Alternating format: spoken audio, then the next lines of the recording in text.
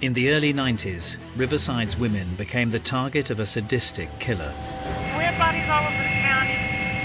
We were on this thing at 24/7. His victims subjected to a twisted form of brutality. He had taken the breast that he had cut off and tossed it maybe 30, 40 feet away. As his confidence grew, he wanted to be in power. He wanted to be in authority. He wanted to be in control. The body count rose. We had to catch him. He wasn't going to stop. Once you get the taste of blood like that and you're a serial murderer, you're going to continue doing it. But what was the root of his inner fury? He would turn around, look at me, and it was like, oh, God, now I'm going to get it. And was he born to kill? Riverside City in Southern California. A community originally built on the rich pickings of a booming citrus industry. By the 1990s, the farming fortunes had faded away, but a shift to light industry had revitalized the local economy, ensuring the sun-drenched community was still firmly on the map. Riverside was very much considered a suburb of the Los Angeles area. We were about 50 miles east of Los Angeles in Orange County, and it was a very quiet community. People loved it. It was very social, very friendly. It reminded me a lot of southern communities. Although crime figures were generally low, one area did not live up to the city's clean-cut reputation. This was quite the boulevard in the day where everybody hung out. Former detective Christine Kears recalls Riverside's notorious crime hotspot. University Avenue was, I would say, a cluttered street, disheveled, drug dealers, gang members, prostitutes. After dark, you didn't want to drive down there if you were a normal citizen. From the freeway up, the girls would hang out and the Johns would pick them up. They were drug users, they had families to support, so they would go out and work the streets, getting money, turning tricks, getting their heroin, and taking care of their families. Although Detective Kears was used to the daily challenges thrown up by the streets, a call to a factory complex in December 1991 would reveal a crime of an altogether different nature. The middle section of this trash bin holder was open.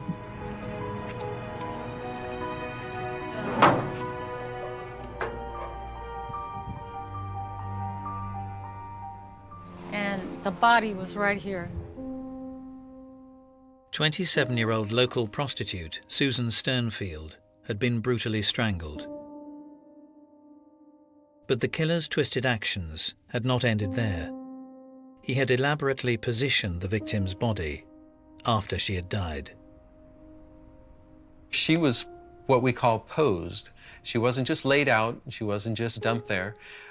Her feet, her hands, her legs were positioned by the perpetrator. The body was posed for us, legs open, basically saying, here's your trash, it's right here. Brings back those horrible memories. But the bizarre nature of the crime had been witnessed before in Riverside.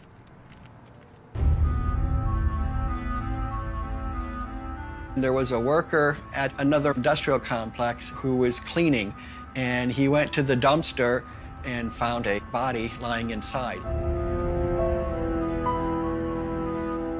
As in the case of Susan Sternfield, prostitute Cheryl Coker had been brutally strangled. The killer had also spent time displaying the victim's body after her death. She was basically laid there, her legs were spread apart. Rarely does the killer position the body or take the clothes off the body. It was a very purposeful, specific killing. When a killer poses victims, it's a kind of in-your-face statement to whoever finds them. So it adds one more layer to their feeling of power. Detectives were also shocked to discover that the victim's body had been grotesquely mutilated. On Cheryl, there was a severed breast, We found it up the hill where he would have thrown it. It was probably at least around 50 to 70 feet from the body, so it was a purposeful heave. That he obviously did not like prostitutes or did not like ladies of this nature because of the violence that had taken place with her.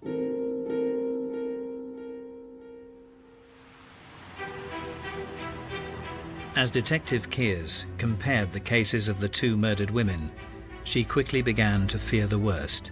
I went back and spoke with my superiors and told them that we've got a pattern going here.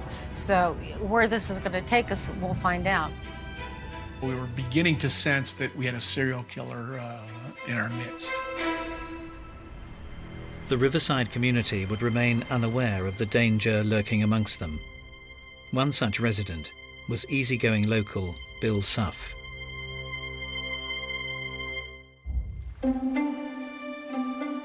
"23 years previously, he had been fresh out of high school in nearby Lake Elsinore. As an awkward teenager, he had never managed to land a long-term girlfriend, but one local girl had caught his eye. I was about 15, and it was at a football game in California. I saw him, and he seemed like a pretty nice guy. He was good looking, and he had a nice smile. He was kind of shy. I gave him my phone number. I said, give me a call. And I really did not expect to hear from him again. Although Bill relocated to Texas for basic military training, he exchanged a number of letters with Terrell. However, some weeks later, a phone call from the new recruit would be met by some shocking news. I did tell him that I wasn't going to be able to see him anymore because I had, been raped and I got pregnant. And he said, no, let's get married. I'll take care of your child. And so December 13th, 1969, we were married. The newly wedded serviceman was away in Texas when Terrell's daughter was born. He came back and told me that we couldn't take the baby back with us to Texas because he had told his superiors that the baby died. And that kind of threw me. Bill would arrange for his mother and stepfather to adopt Terrell's newly born baby. Several years earlier, Suff's own childhood in a single-parent family had fallen somewhat short of the all-American dream. Bill Suff grew up with a very dominant, cold, non-loving mother. He was always trying to acquire his mother's approval, and she denied it to him at every turn. His father left when they were young, so conversations about the past, I think he was trying to avoid them. As the eldest of 5 siblings, Suff would take on a leading role in the household. Bill's place in the family was really the substitute patriarch. The other kids got into trouble ranging from killing animals to starting fires, and Bill was always the hero who got them out of trouble. The fact that Suff had to take over a lot of responsibilities when his father left would have affected him in some ways, but I think because of this, he probably found a way of controlling others and controlling his environment. But despite being a dominant force at home, Suff wouldn't stand out at school. He was involved in the high school marching band. He didn't have any disciplinary issues or problems. His grades were pretty average, nothing unusual. But the reserved teenager was evidently not happy with his lot. He was trying to get attention from his different classmates. He was like a non-entity. Most of his friends and acquaintances didn't think of him as certainly the big man on campus. He was desperate for approval and recognition, and he wasn't receiving it from anybody. And it just infuriated him. It created this powerful rage in him to prove his worth, his value, and his power, basically. As Suff continued his studies, no one could have ever imagined the extent to which he would go to make his mark in Riverside County.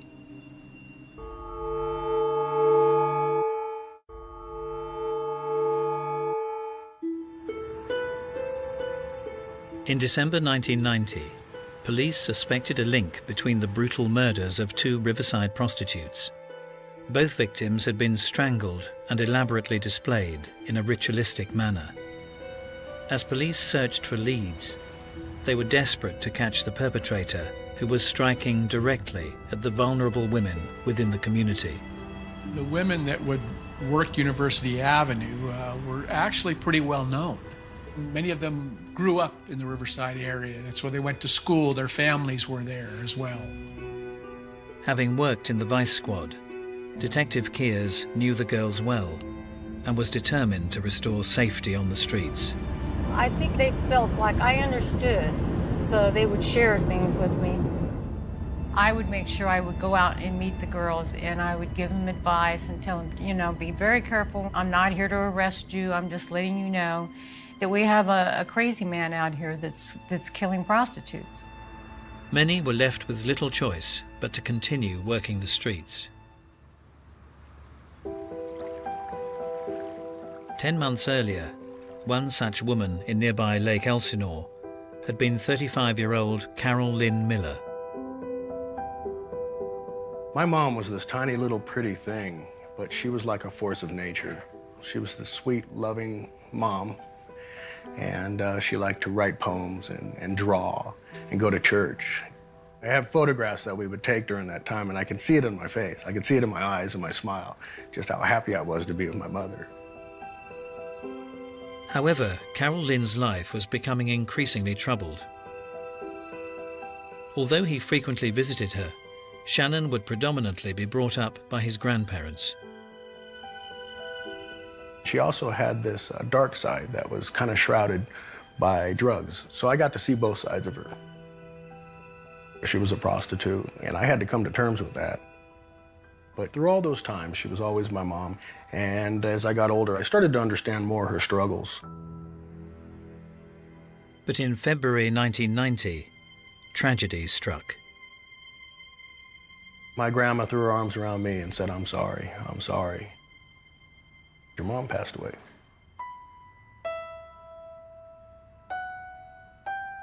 Carol Lynn's body had been discovered in an isolated spot within a citrus grove.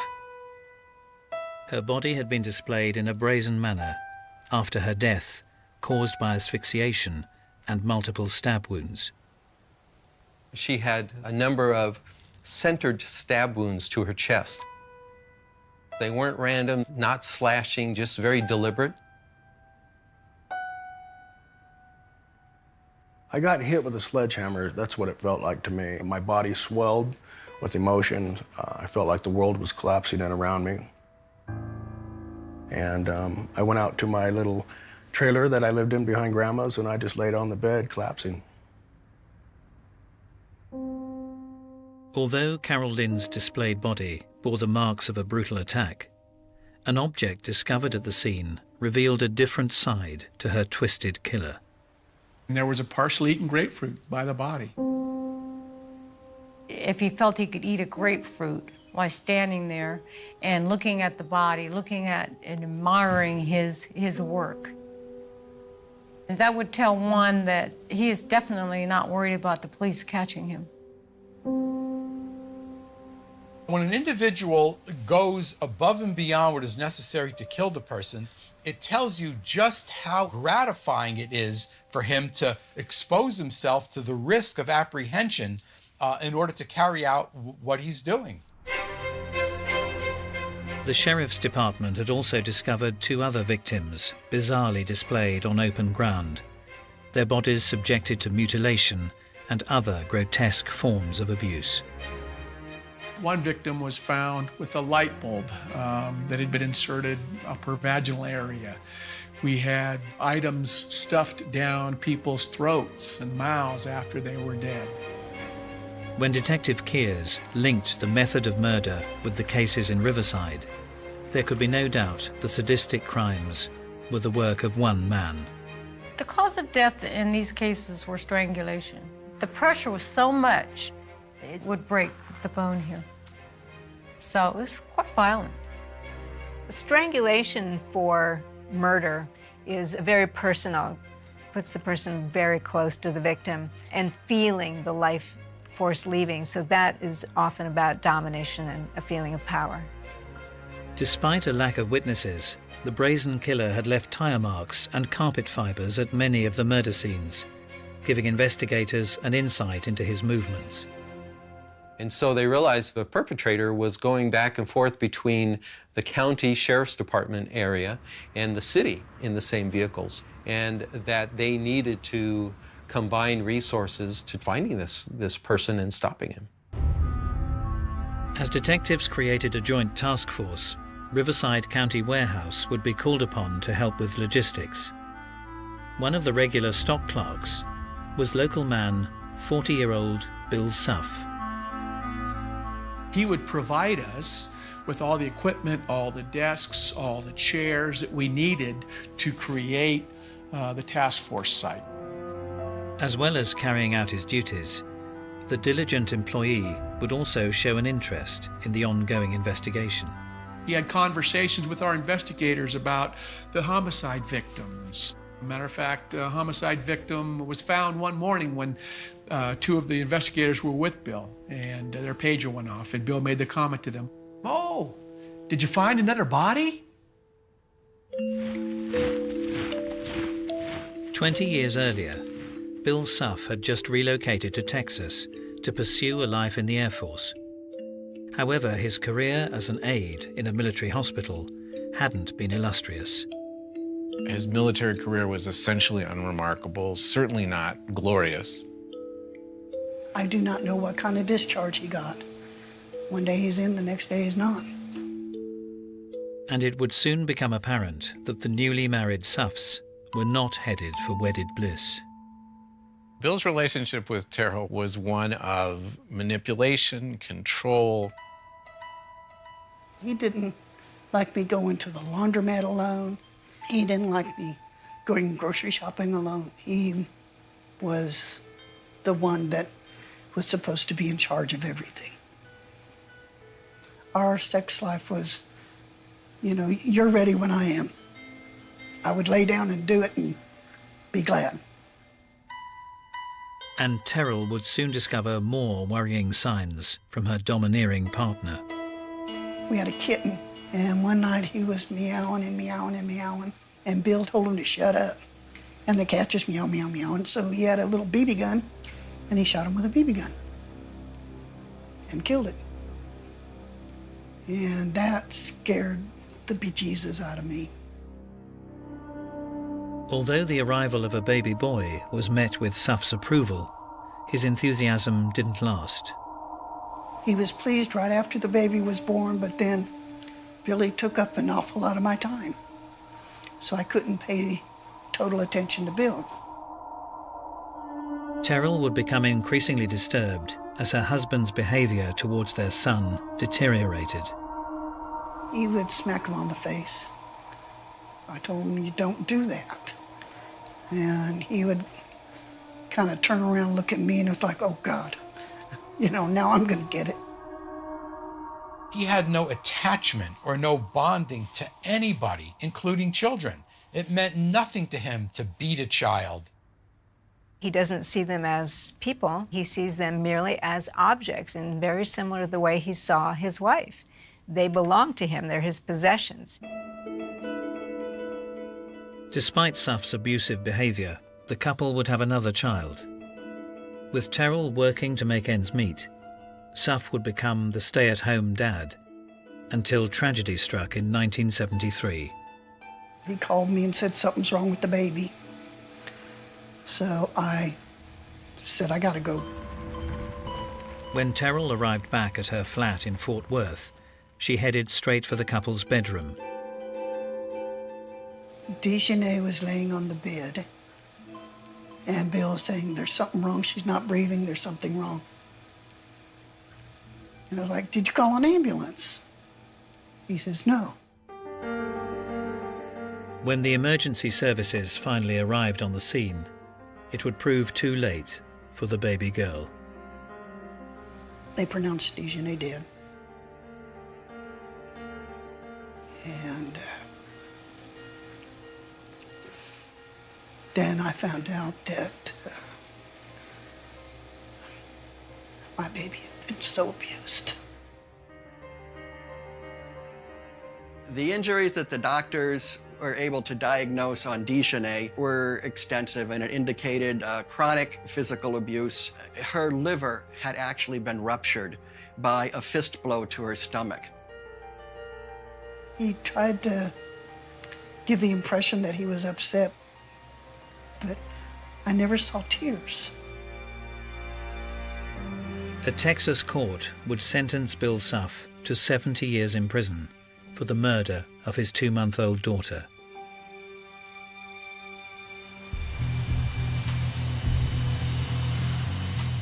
"17 years later, in 1991, the posed body of a 6th prostitute, Kathleen Puckett, had been discovered near Lake Elsinore. Police would focus their search on the victim's regular workplace, Riverside City's notorious University Avenue. I did feel like this is definitely where he needs to select victims from, because this is where most of the victims came from. Well, I don't think the girls really felt like they were in danger, even though they were warned, spoke to them constantly about protecting themselves. Everybody thinks it could never happen to them, and it did happen. But despite the focus of their investigation, a break in the case would eventually come from out of county. A tip-off in Wisconsin established a prime suspect for the twisted murders that had plagued Riverside for over a year. We thought that the suspect might be a truck driver because they fit a lot of the profile type of information. Going out there, we felt this is our guy. It was published in the newspaper that we were all back in the Midwest looking at a suspect in this case. But as investigators headed out of state, Detective Kears would be forced to return to the back alleys of Riverside City as yet another murder was unveiled. The body was located over here in the dirt outside the back door here. And there was no mistaking whose work it was. Riverside's serial killer had struck again. The body was laid out, nude, exposed. Her legs were spread out, and her arms were not just randomly dumped. To expose their genitalia and private areas would be disgusting for a woman to know that somebody has done that to her. The body would be identified as another prostitute, 24-year-old Cherie Pacer. Cherie Pacer was a deaf girl, young, sweet. This was a very sad situation. As the remainder of the task force returned from the false lead in Wisconsin, police felt there was little doubt that the killer was sending them a very personal message. He was mad. He was responding to the fact that this task force had gone off and diverted attention from whatever he was doing. I think he thought, oh, well, I'll show them. I'm right here still.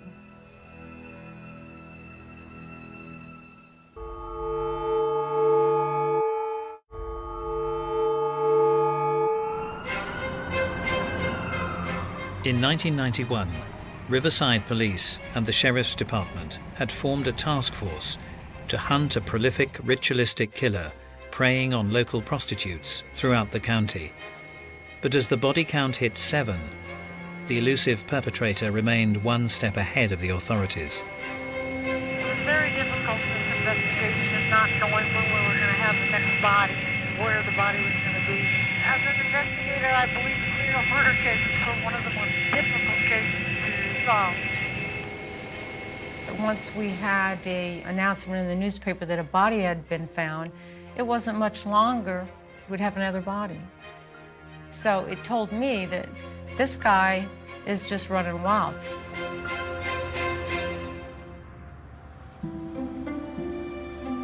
"7 years earlier, in 1984, Local man Bill Suff had been paroled in Texas, having served just 10 years for the murder of his baby daughter. Newly divorced, the 34-year-old had decided to relocate. Despite the fact that he was supposed to not leave the jurisdiction, Bill came back to his old stomping grounds, Riverside and Lake Elsinore, and just started his life over as if anything wrong that had occurred had been just a big mistake and he was an innocent man. He was very mild-mannered, he was friendly, he was outgoing, he was helping people, he was your next-door neighbor. Bill Suff liked to be known as somebody who was standing up for truth, justice, and the American way. And he was going to be there to protect you, certainly to the extent of being someone who was out watching your back when you weren't watching it. Bill would hold down a variety of jobs in Riverside City and was always keen to get involved in the community. He won the chili cook-off at the county employees' picnic one year. And the county had a rideshare program, so employees would get together and environmentally do the right thing and commute to and from work together. He was the poster boy with his silver van. He was there smiling on the cover, and the headline said, "Take a ride with Bill." In 1990, 40-year-old Suff would marry an 18-year-old supermarket girl. His second wife would soon learn there was a very different side to the happy-go-lucky Bill Suff. He basically was like a boss to her. He just dominated her completely. She was just pushed around and scared off. He wanted you in a position where you would never dare investigate or ask a question or intrude on him in any way. Despite his prior conviction for the murder of his child during his first marriage, Bill would father another baby girl. The problem with adding a child to any Bill Suff relationship is that he's the narcissist, he's the egoist. It's all about him, and it ceases to be when you have a child to take care of.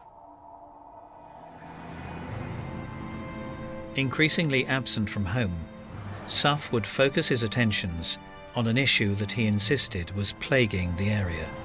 He would go around telling people that there was a problem with the prostitutes and they needed to clean up the area and get rid of the prostitutes. He would just make raving comments about the prostitutes being a plague upon the city because they're dirty, they carry disease, they discourage other business. But despite his campaign to have the working girls removed from the streets, Suff was leading a double life that was at odds with his impassioned rhetoric. In fact, he was partaking of the prostitute services. He was very much two personas in the same body. And all the time, Bill Suff's secret life would remain hidden. It's not like he came home with a load of excuses as to why he was gone for hours and hours. He would just simply come home at whatever weird hour it was and go, "Hey, honey, I'm home." I don't think he wanted to tell anybody about anything of what he was doing or what he was thinking. He had no attachment to adults, to women, to children, to animals, to anything.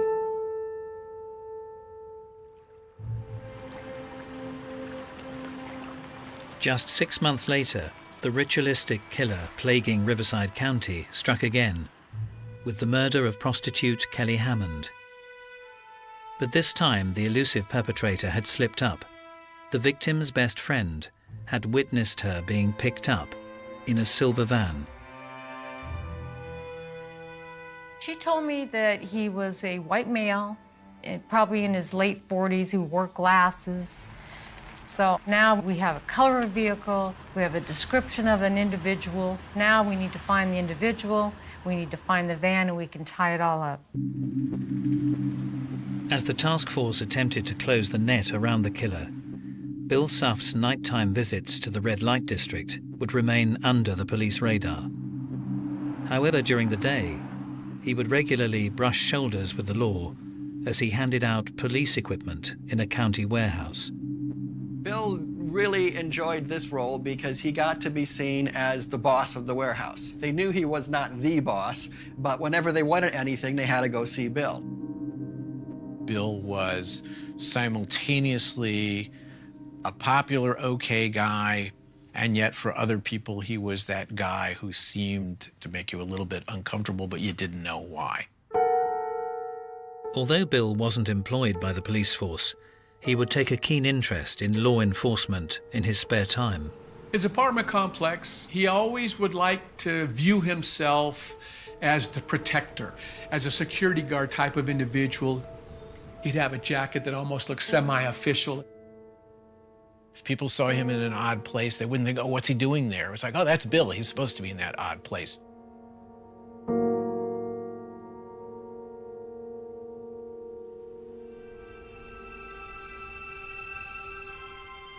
As Suff continued to patrol his neighborhood, Riverside police were desperately chasing up leads following a detailed description of the suspected serial killer. However, Detective Kears was about to experience another unexpected turn to the horrific case. I made a comment that this particular individual had a specific desire for white women. The chief at that point made a statement indicating that our suspect didn't like African-American females, he liked white girls. And it was after that that we found the body of McDonald. Catherine McDonald had been a black prostitute, last seen working Riverside's University Avenue. The publication in the paper, I think, drove our suspect to say, I can get an African American, I don't need to just get whites, I'll show you. Part of that is disdain. They think they're superior to the investigators, but also it's a feeling of, I'm the one in charge, I'm the dominant person here, I'll make decisions about what I do or don't do. Worryingly, the killer's change of MO appeared to be partnered by an increased level of violence. Her breast was removed, which was one of his traits, but she also had additional stab marks. The wounds on her were so severe and so violent that she was almost decapitated. And the killer's heinous crimes were becoming more frequent. Because of the manner in which these homicides were occurring now at an exponential rate, we became more concerned. Once you get the taste of blood like that and you're a serial murderer, you're going to continue doing it.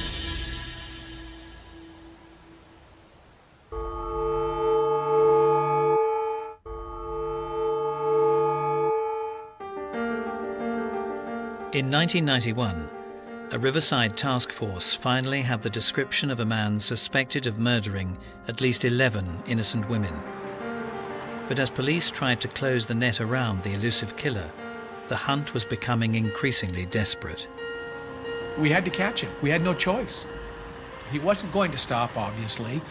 Matter of fact, he was expediting his rate of kill. We had bodies all over the county. We were on this thing 24/7. As they continued to be targeted, Detective Kears would stay close to the working girls on the street. I would talk to the girls, build up that rapport with the women that were out there working so that they would trust me, that they would call me if something happened, that they knew that it wasn't just about catching a murder, it was about helping them. The detective had built up a particularly close relationship with 39-year-old Eleanor Cazares. Eleanor Cazares and I got along very well.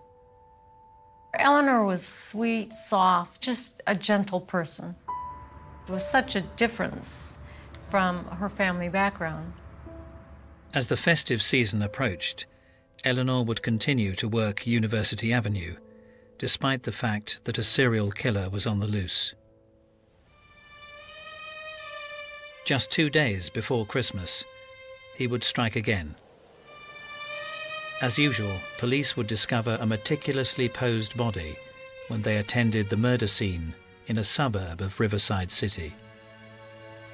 An upper-class area, so rather interesting. The condition of her body was displayed.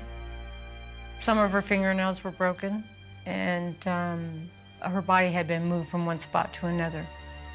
The killer's trademark brutality was also plain to see. The victim had been horrifically mutilated, her breast cut off and thrown away from the corpse. I wanted to move the hair off of her face so I could see who it was. And that's when I moved the hair, and it was Eleanor. An autopsy would later reveal that Eleanor Casares had been murdered and dumped in broad daylight by the increasingly brazen killer. When I saw who it was, I was very, very upset.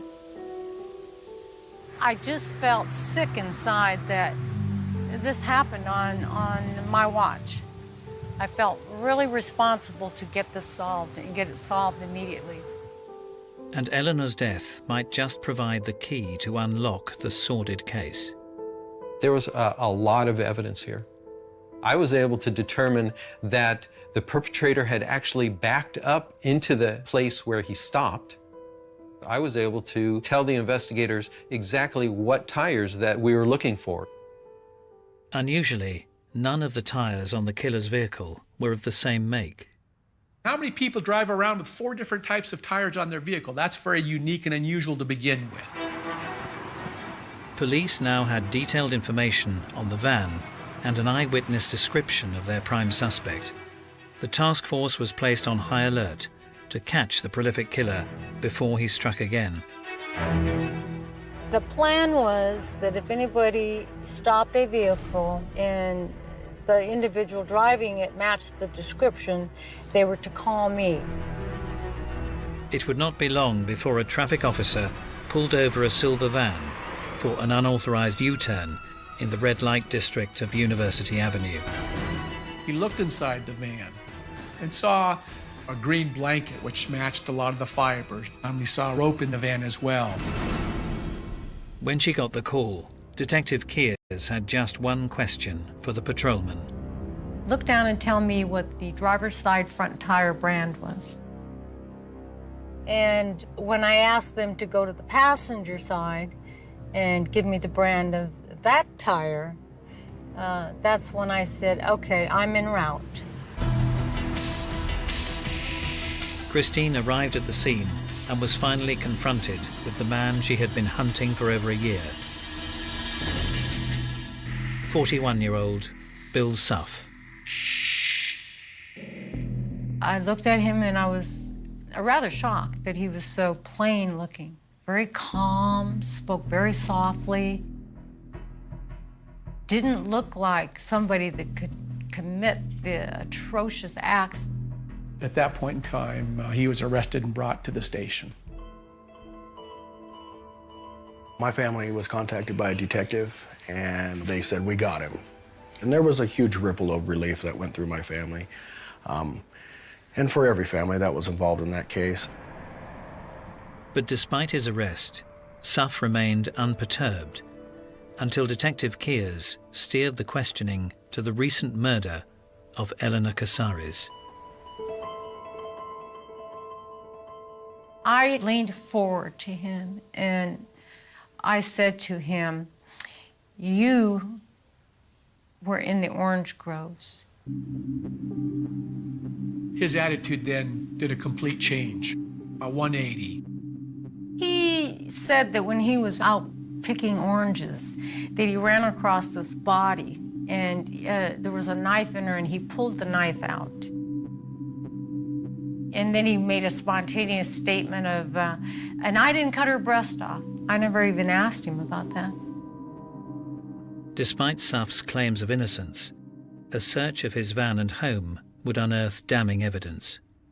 We found what we characterized as trophies or souvenirs, personal items belonging to the victims. Matter of fact, some of the victims had jewelry that he had taken off the victims' bodies and given to his girlfriend. 3 years later, in 1995, Paul Zellerbach would lead the case against Bill Suff. Well, I had charged him with committing 13 murders of the prostitutes. We believe he probably murdered 20 to 25 victims.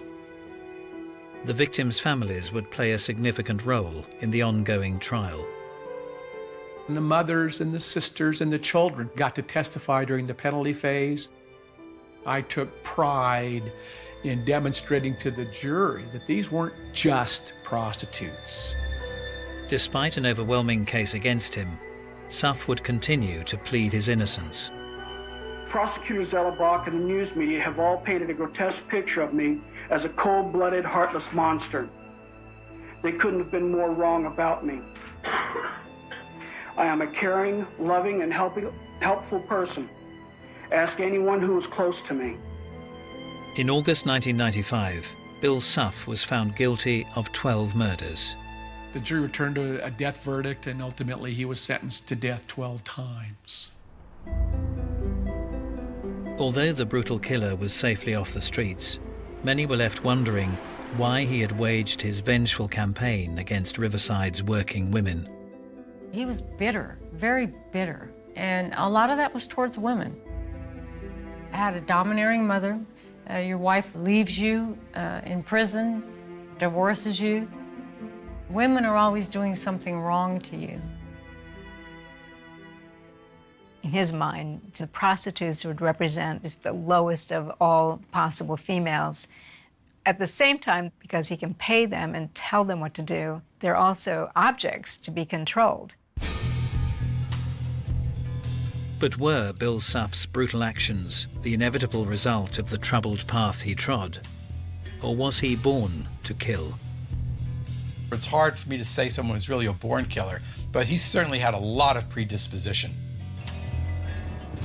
I think he was born with this tendency to violence and cruelty, and he actually had that within him. But so do a lot of people, and they don't act on it, and they never do anything with it. Something triggered his actions that allowed all the past upbringings and challenges to surface. Maybe our marriage breaking up might have sparked it.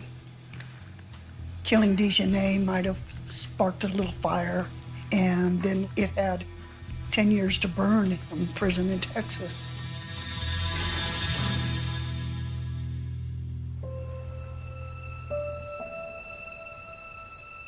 For many, the memory of Suff's murderous campaign has finally faded.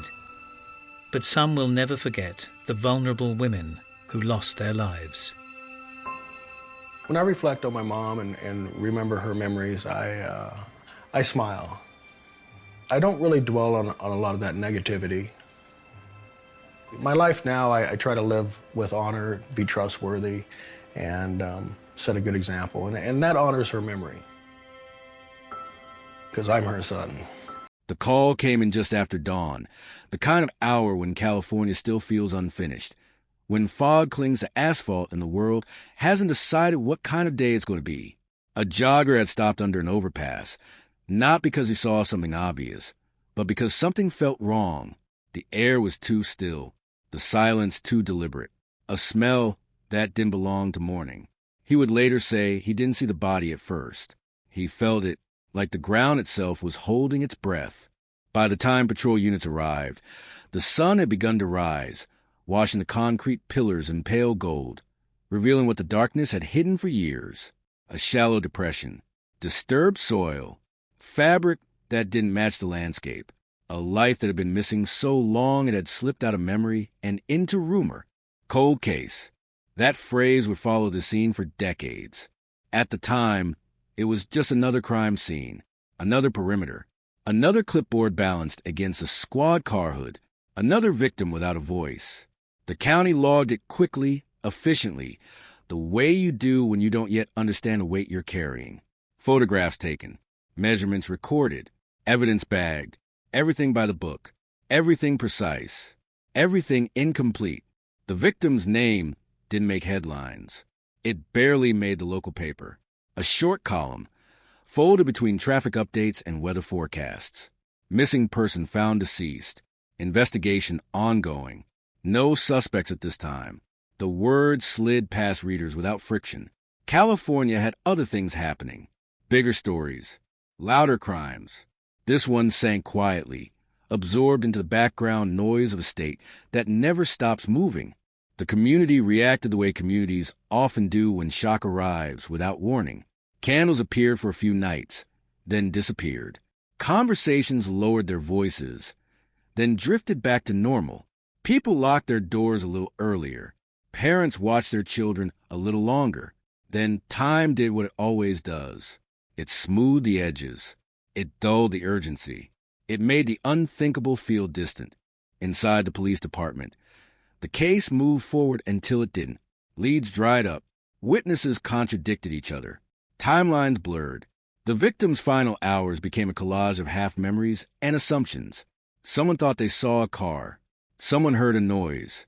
Someone remembered an argument that might not have mattered. Each detail promising. Each detail slipping away under scrutiny. The evidence was there. Technically, boxes labeled and shelved. Reports typed and signed. Photographs filed. Nothing missing. And yet, something essential was absent. A thread that tied it all together.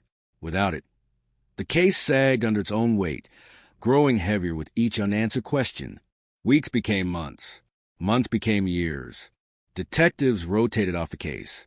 New faces skimmed old reports, trying to feel urgency for something that had already exhausted its momentum. The victim's family kept calling at first, then less often, then only on anniversaries. Eventually, even those calls stopped, not because they stopped caring, but because hope, when unanswered long enough, learns how to be quiet. The case file was moved, not closed, never closed, just relocated. A different shelf, a different room, the cold storage of unresolved truth. California has rooms like that everywhere. Evidence rooms where the air smells faintly of cardboard and disinfectant, where time doesn't pass so much as accumulate. Years later, a junior detective would stumble across the file while looking for something else. That's how it often happens. Not intention. Accident. A mislabeled box. A barcode scanned twice. He would pause longer than expected, flipping through pages yellowed at the edges, noticing details that didn't jump out, but didn't sit right either. He would see it. Not immediately. Not dramatically. Just a note. Buried deep. A reference to an item log but never emphasized. Evidence collected, categorized, then effectively forgotten. It wasn't flashy. It wasn't conclusive. It was the kind of thing that gets overlooked when pressure is high and resources are thin. Hidden evidence doesn't announce itself. It waits. Back in the early days, no one had the tools to make sense of it. Or maybe they did, but not the time, not the budget, not the patience. Technology was different then. Databases isolated. Systems that didn't talk to each other. What couldn't be explained was filed away, not discarded, but not pursued either. And so it slept while the world changed around it. The neighborhood near the overpass transformed. Construction erased old landmarks. New roads cut through forgotten paths. What had once been an isolated stretch became just another artery in the city's circulatory system. Thousands passed over it daily, unaware of what lay beneath their tires. Life moved forward, indifferent and relentless. The victim's family moved too. Different houses, different jobs, different lives shaped by absence. They learned how to answer questions without answers, how to smile when people said, "At least it was a long time ago," as if time could negotiate with grief. Inside the department, policies changed.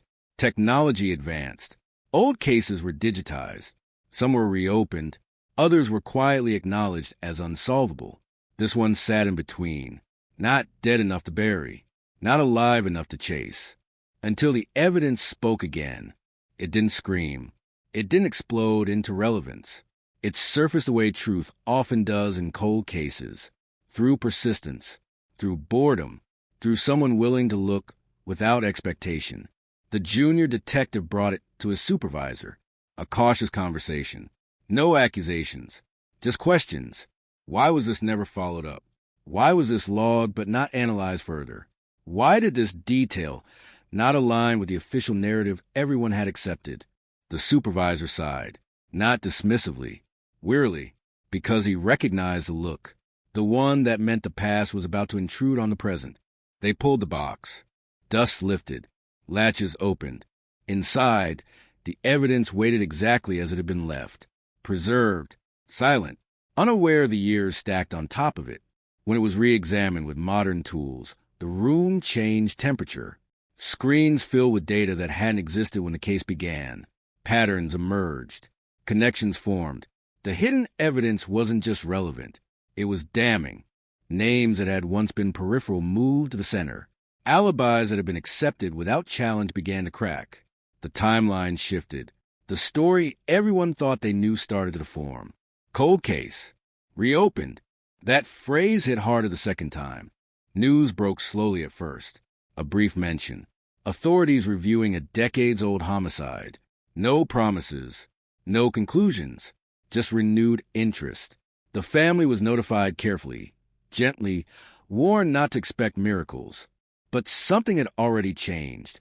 The evidence that had waited in silence was finally being heard, and with it came a realization that rippled outward, unsettling and profound. This case had never been unsolvable. It had been unfinished. The breakthrough wasn't dramatic yet.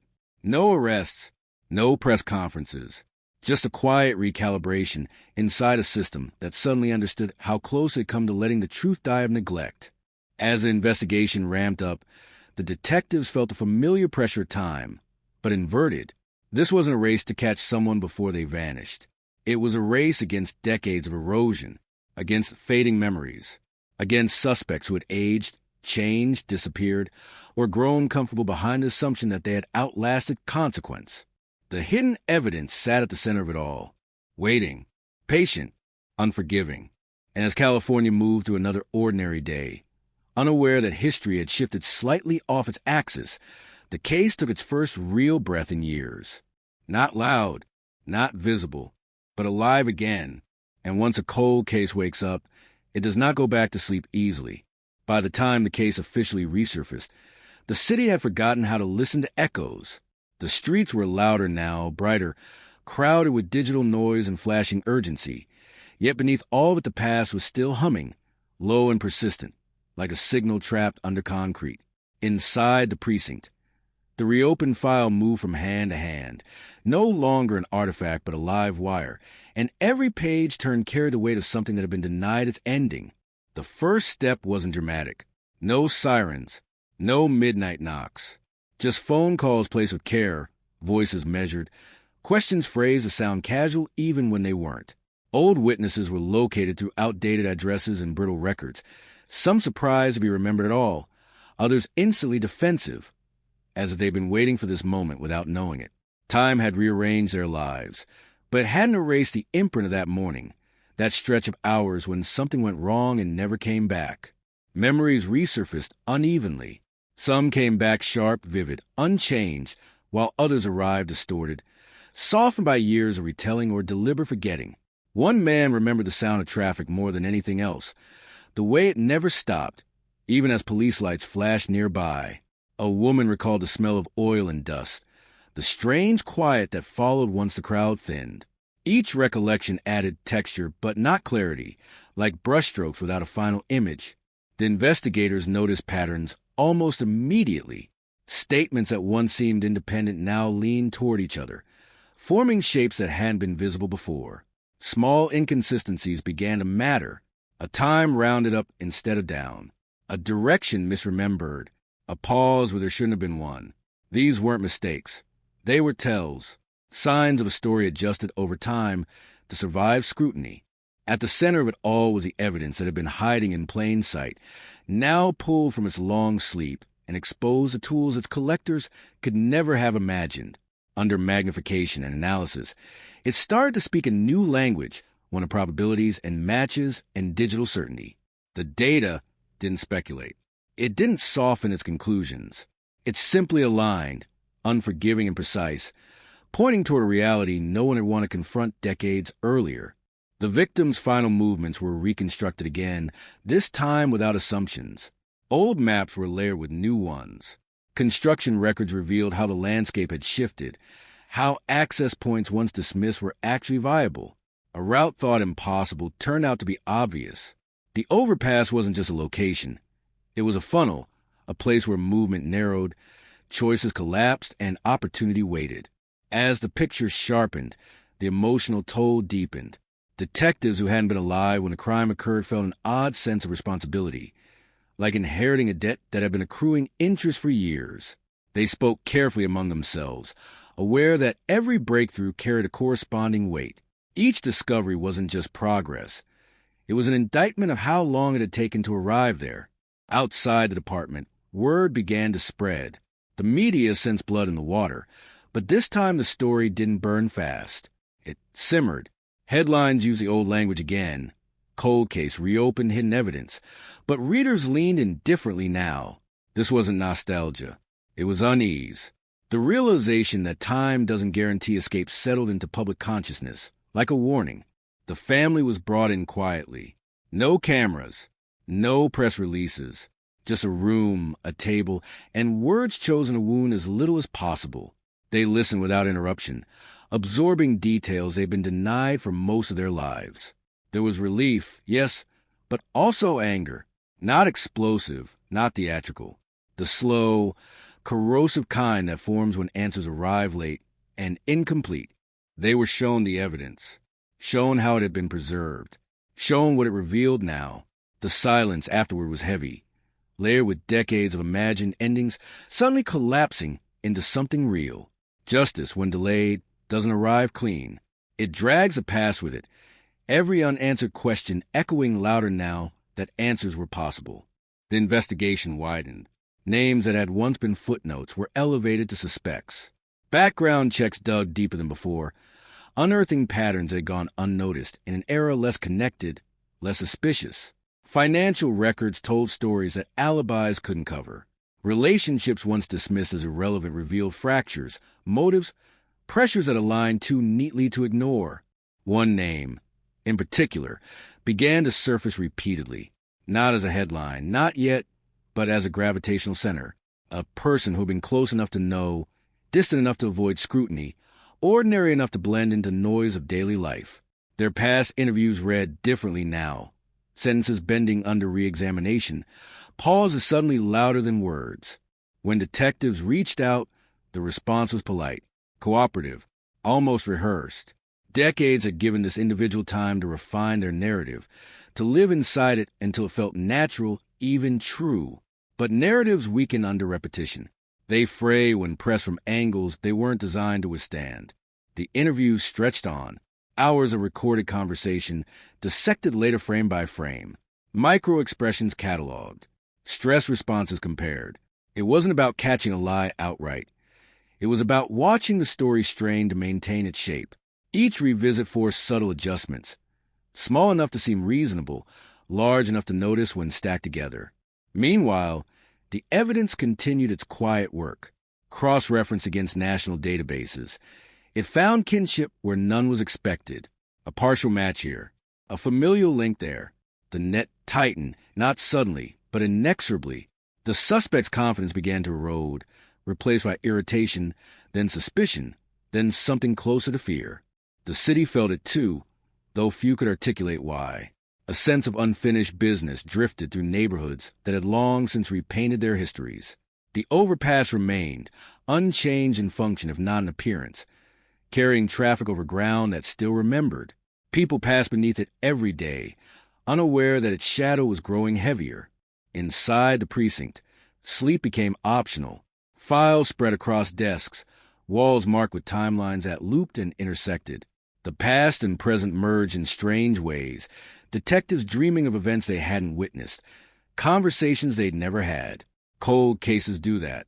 They collapse time, making everything feel immediate, urgent, unresolved. There was resistance, of course, legal hurdles, statutes, arguments about contamination and reliability. Defense attorneys began circling long before charges were announced, preparing to weaponize the years between crime and consequence. Memories fade, evidence degrades, doubt thrives in the gaps. But this case had something many cold cases didn't. Continuity. The evidence had waited intact.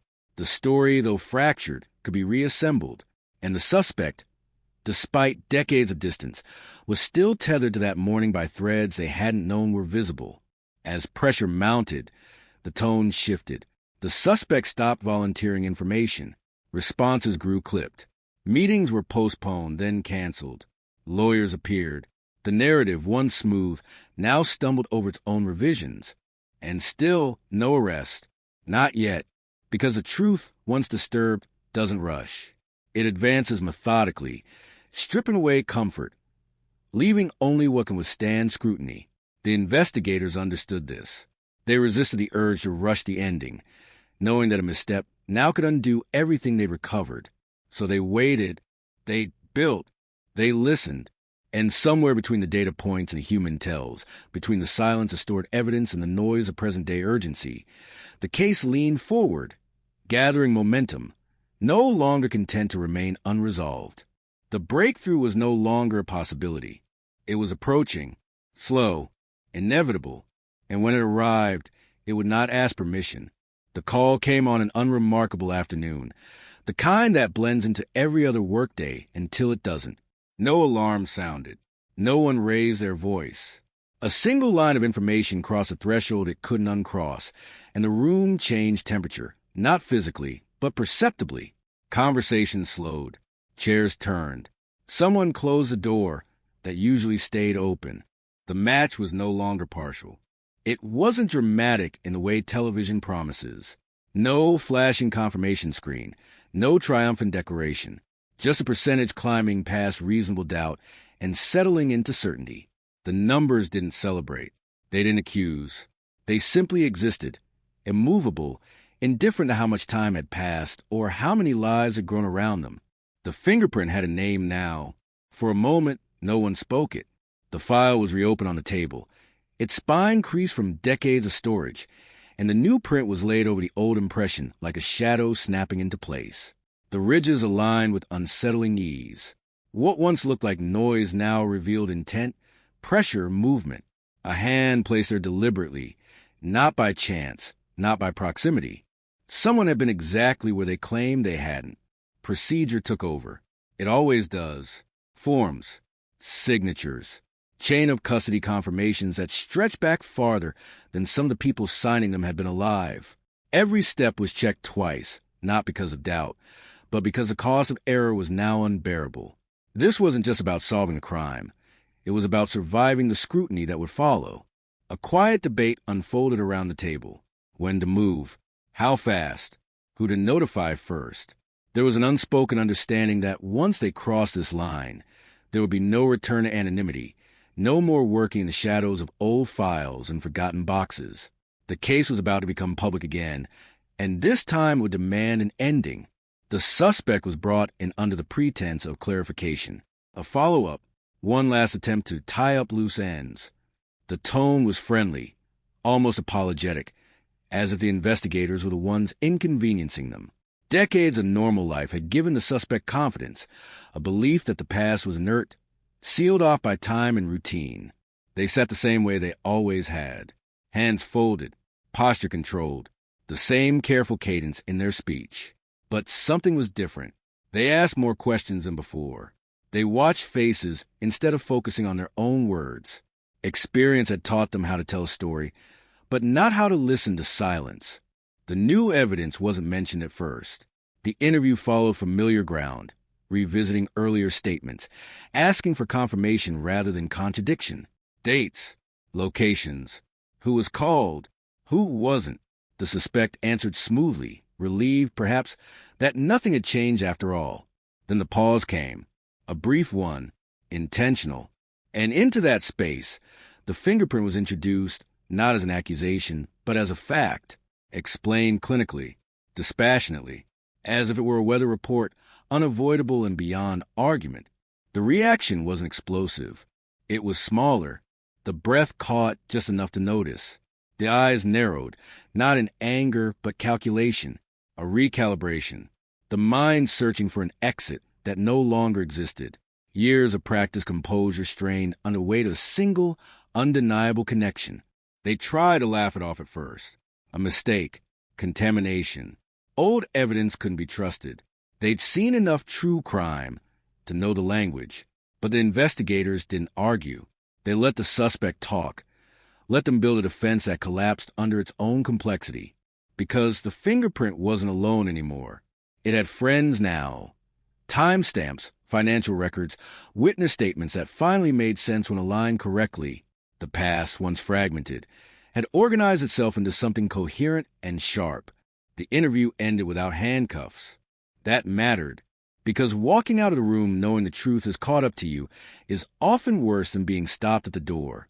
The suspect left quieter than they arrived, shoulders slightly hunched, eyes no longer scanning for cues but fixed inward, replaying moments they believed were safely buried. Outside, the city continued its rhythm. Traffic flowed. Pedestrians passed without looking up. The overpass hummed with the weight of engines and indifference. Nothing marked the significance of what had just occurred, and that anonymity felt almost cruel. Inside the precinct, the work accelerated. Arrest warrants were drafted with surgical precision. Every line was scrutinized, anticipating the challenges to come. Prosecutors were briefed in rooms without windows, their expressions hardening as the scope of the case became clear. This wasn't just solvable, it was provable. The family was notified again, this time with more certainty in the language. Not promises, not hope, something firmer. They listened in silence, afraid to interrupt, afraid that too much emotion might shatter what was finally taking shape. When the call ended, no one celebrated. They sat with it, letting the truth settle into the spaces grief had long occupied. That night, the evidence was locked away under new protocols, guarded not just by procedure but by collective will.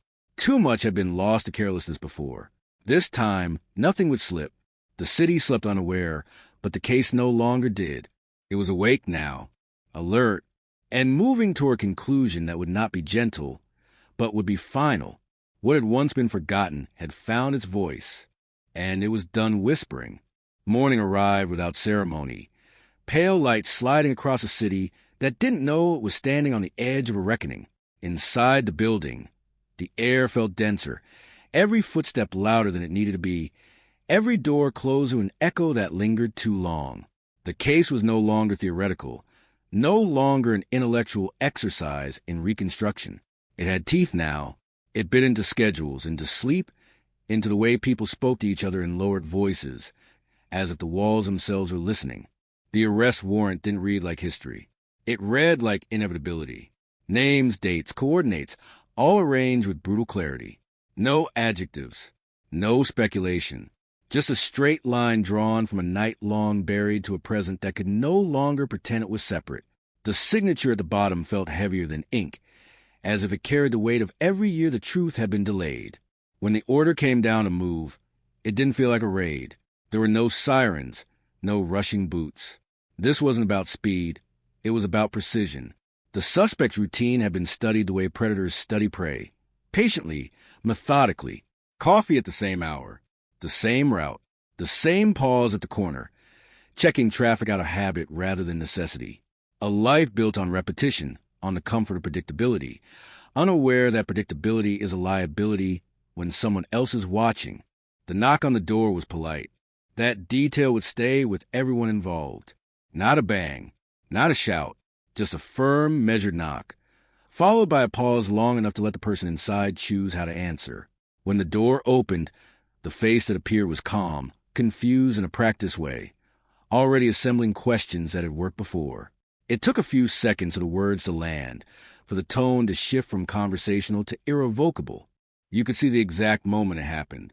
The eyes didn't widen. The mouth didn't drop open. Instead, there was a subtle draining, as if something essential had been unplugged. Color faded. Shoulders slackened.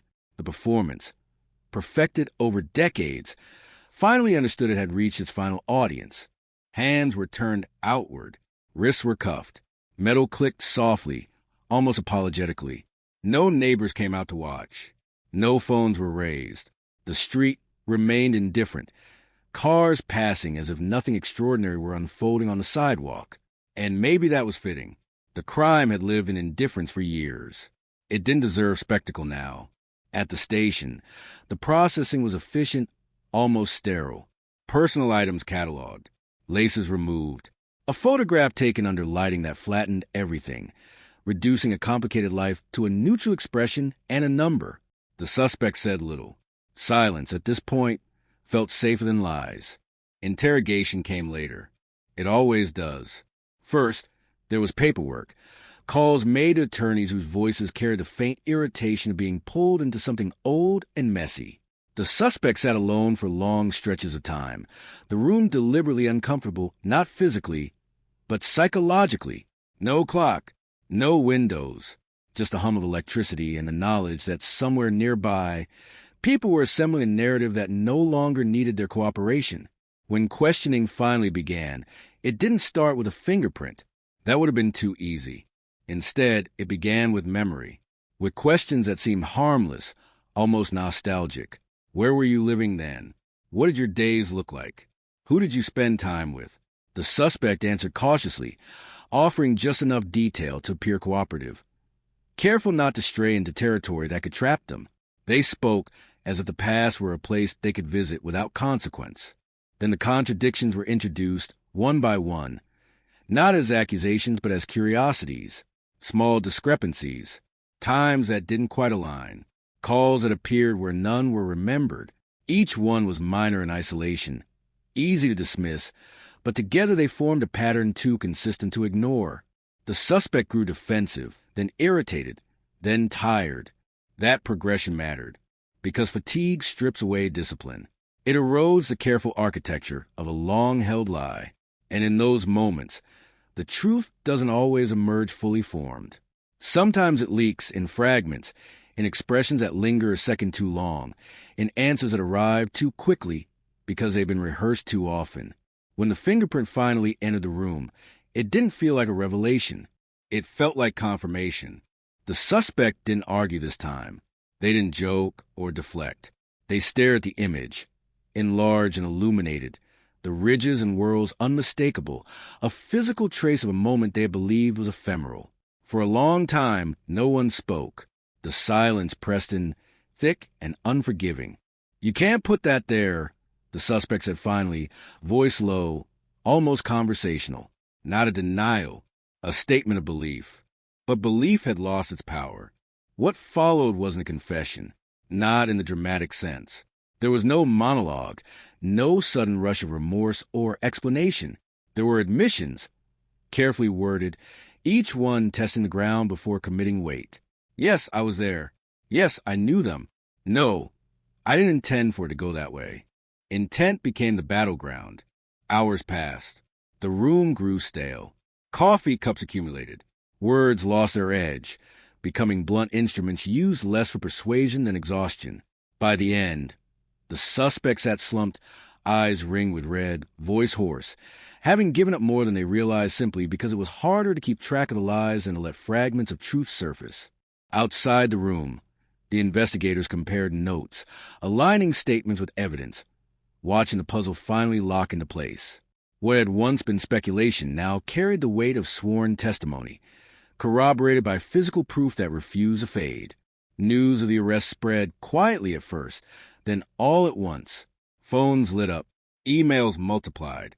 Reporters began asking questions that couldn't yet be answered. Families who had learned to live with ambiguity felt something shift, an unfamiliar sensation that hovered between relief and dread. Closure, they were discovering, is not a gentle thing. It arrives heavy, demanding to be acknowledged. The community reacted in fragments. Shock, yes, but also disbelief. The suspect had been ordinary, too ordinary. That realization unsettled people more than the crime itself. It suggested proximity, the uncomfortable idea that something monstrous can coexist with normalcy without leaving visible scars. As night fell again, the city looked the same as it always had. Streetlights flickered on. Windows glowed. Somewhere, a television played softly to an empty room. But beneath that surface, a current ran strong and dark, carrying with it the knowledge that the past had finally reached forward and closed its hand around the present. The case was no longer dormant. It was alive, loud, and accelerating, and nothing about it would ever be simple again. By the time dawn returned, the city had begun to whisper to itself. Not openly, not yet, but in the subtle ways communities process shock before language catches up. Coffee shops buzz with half-formed sentences. Radios murmured breaking updates without details. People sensed something had shifted, even if they couldn't yet name it. A cold case reopening isn't just an administrative act. It's a disturbance. It rearranges the past and forces the present to acknowledge it has been standing on unstable ground. Inside the department, the mood hardened. The arrest was only the beginning, and everyone knew it. Now came the dangerous stretch, the phase where certainty must be built piece by piece, where confidence can turn into complacency if unchecked. Evidence rooms were reopened, boxes unsealed that hadn't been touched in years, their contents carrying the faint smell of dust and paper and time. Each item was handled with a new kind of reverence, not nostalgia, accountability. The fingerprint was no longer just a breakthrough. It was an anchor point. Everything had to connect back to it cleanly, legally, undeniably. Analysts retraced its journey through the system, documenting every transfer, every scan. Every moment had been overlooked or misclassified. Any weakness here would be exploited later, not by the truth, but by those trained to dismantle it. Meanwhile, the suspect sat in holding, stripped of the illusion that silence alone could save them. The initial shock had worn off, replaced by calculation. Calls were made, strategies adjusted. Decades of distance from the crime had fostered a dangerous confidence, the belief that time itself could function as an alibi. But time doesn't erase evidence. It only hides it, waiting for someone patient enough to look again. Investigators returned to the original scene, not physically, but through records and recollections. Photographs were re-examined under modern techniques. Grainy images once dismissed as inconclusive now revealed subtleties. Shadows that didn't align, objects placed with intention rather than chaos. What had been written off as contamination now read as staging. The crime began to look less impulsive, more controlled. That realization mattered, because control implies planning, and planning implies forethought, which means intent. Witness statements from years ago were pulled and read aloud, not for facts, but for tone. Who hesitated, who volunteered too much, who remembered small, unnecessary details with suspicious clarity. Patterns emerged that had been invisible when the case was new, when urgency drowned nuance. Time, paradoxically, had sharpened the picture by stripping away noise. One name appeared repeatedly, not as a suspect, not overtly, just a presence. Someone who had been nearby more often than coincidence would suggest. Someone whose statement aligned too perfectly with the official timeline, as if rehearsed against it rather than recalled from memory. At the time, this consistency had been reassuring. Now it raised questions. Investigators paid a visit. The interview was informal, conducted in a familiar environment, the kind that encourages openness. The individual seemed relaxed, even amused, recalling events from so long ago in ease that bordered on casual. But beneath that ease was tension, a slight stiffness when certain moments were mentioned, a reluctance to linger on specifics that mattered. They didn't push. Not yet. Instead, they let silence do the work. Let pauses stretch. Let the weight of renewed interest sink in. When people realize the past is no longer settled, they begin to reassess their own narratives, sometimes correcting them without realizing they're doing it. Back at headquarters, timelines were redrawn. Old assumptions were challenged. Investigators asked a question that hadn't been seriously considered before. What if the original theory was wrong? What if the crime wasn't about opportunity, but access? Not a stranger, but someone who knew where to be and when. That question unlocked doors. Phone records, once dismissed as incomplete, were reanalyzed with modern algorithms. Patterns emerged, subtle but persistent, showing contact clusters that suggested coordination. Financial records revealed anomalies, small transfers that meant nothing on their own but formed a constellation when viewed together. The case began to feel less like a mystery and more like a story that had been told out of order. Pressure mounted. The suspect's legal team requested access to evidence, probing for weaknesses. They emphasized the age of the case, the unreliability of memory, the danger of retrospective certainty. It was a familiar playbook, but this time, it collided with something solid. The fingerprint wasn't a memory. It didn't fade. It didn't reinterpret itself. Inside the holding cell, the suspect felt the walls closing in not physically, but temporally. The past they had compartmentalized, minimized, rationalized, was now the only thing anyone wanted to talk about. Every question dragged them back to a version of themselves they had spent decades burying. Sleep came in fragments. Dreams weren't symbolic. They were literal, replaying moments with cruel accuracy. Investigators noticed a change. During subsequent interviews, the suspects' answers slowed. They asked for questions to be repeated. Their confidence eroded, replaced by irritation, then resignation. The body keeps score, even when the mind insists it's moved on. Stress manifested in small ways. Shaking hands, shallow breaths, an inability to maintain eye contact when certain topics arose. One afternoon, a new piece of evidence arrived. It wasn't dramatic. No dramatic reveal, no audible gasp. Just a document uncovered in an archive, misfiled years ago, its significance misunderstood at the time. A report describing an interaction that didn't fit the official narrative. A moment when someone had been seen where they claimed they weren't. The name matched. The date matched. The oversight, once corrected, felt glaring. This was the crack. Not enough to break the case open, but enough to let light in. As evening settled in, investigators gathered. Exhaustion etched into their faces. But beneath it, something else pulsed. Momentum, the rare, dangerous kind that can carry a case forward or derail it entirely if mishandled. They knew what was at stake. Not just a conviction, but credibility. Not just justice, but trust. Outside, the city continued its routines, unaware that beneath its streets, the past was being disinterred with surgical precision. The case had crossed a threshold. It was no longer about whether something happened. It was about how much could be proven, and how far the truth extended beyond a single fingerprint left behind on a night no one had truly forgotten. And somewhere between those questions, the real story waited, patient, unforgiving, ready to be told whether anyone was prepared to hear it or not. Night didn't bring rest. It brought echoes, the kind that bounce off walls long after the room is emptied, the kind that live in the spaces between facts and certainty. Inside the task force office, light stayed on past midnight, casting a pale glow over white boards crowded with timelines, arrows, names circled and crossed out, rewritten again. The case was breathing now. You could feel it. Every new detail fed it oxygen. Every correction sharpened its teeth. The misfiled report changed the temperature of the room. Until now, the investigation had been methodical, careful, restrained. This document shifted the balance. It wasn't just evidence. It was proof that the past had been mishandled, that the original investigation had not simply failed to solve the crime, but had actively missed something vital. That realization carried weight. It demanded urgency. Investigators returned to the suspect's early movements, reconstructing the days before and after the crime with a precision that hadn't been possible decades ago. Credit card transactions, employment records, travel logs, all fragmented at the time, all suddenly legible when viewed together. Gaps closed, alibis thinned.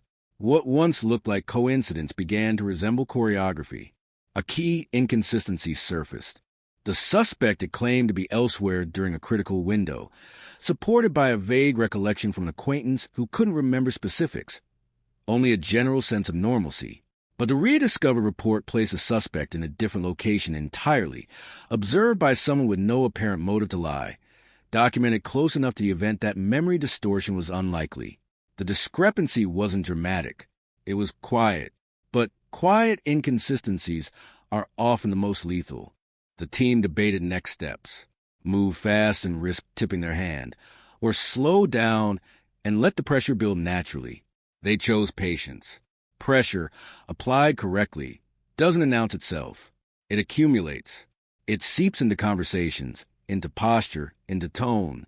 It makes people reconsider what they think they remember. Another interview was scheduled. This time it was different. The room felt smaller, even though it was the same size. The suspect sat across the table, posture rigid, eyes alert. They sensed a shift. The questions were narrower now, more precise. Investigators didn't ask what happened. They asked how certain things could have happened if the suspect's version were true. They didn't accuse. They compared. The suspect responded with irritation, then defensiveness. then practice calm. But the rhythm was off. Answers came too quickly, as if prepared in advance, then stall when follow-up questions forced deviation. A pause stretched. Silence pressed in. The suspect broke with a correction, a minor one, barely noticeable unless you were listening for exactly that. The correction contradicted a previous statement. Not significantly. Not enough to make headlines, but enough to matter. Outside the interview room, analysts marked the moment, time-stamped it, logged it, compared it against earlier transcripts. A pattern emerged. Whenever the timeline approached a specific point, the suspect faltered, adjusted, reframed. It was like circling a wound without touching it, the body reacting before the mind could maintain control. Meanwhile, forensic teams revisited physical evidence with modern tools. Fibers once deemed inconclusive were reanalyzed. Trace materials were cross-referenced against databases that didn't exist when the crime was fresh. The results weren't cinematic. No single test screamed guilt. Instead, they whispered alignment, consistency, probability stacking quietly against innocence. One analyst described it as gravity. No single object causes a fall, but eventually resistance gives way. Community reaction intensified as rumors spread. Not official statements, not leaks, just a natural consequence of renewed attention. Old neighbors remembered things they hadn't thought about in years. Conversations resurfaced, fragments of unease that had been dismissed at the time. Someone recalled a strange argument. Someone else remembered seeing a car where it didn't belong. None of it was conclusive. All of it was unsettling.